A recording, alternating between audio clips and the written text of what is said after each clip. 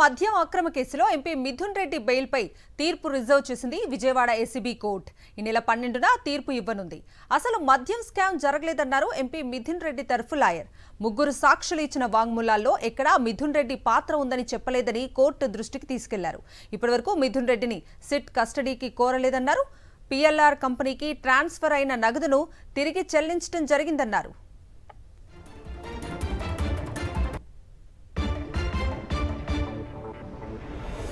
మద్యం అక్రమ కేసులో ఎంపీ మిథున్ రెడ్డి బెయిల్పై తీర్పు రిజర్వ్ చేసింది విజయవాడ ఏసీబీ కోర్టు. ఈ నెల 12న తీర్పు ఇవ్వనుంది.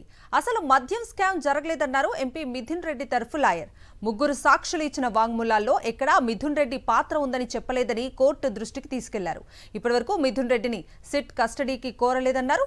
పీఎల్ఆర్ కంపెనీకి ట్రాన్స్ఫర్ అయిన నగదును తిరిగి చెల్లించడం జరిగిందన్నారు.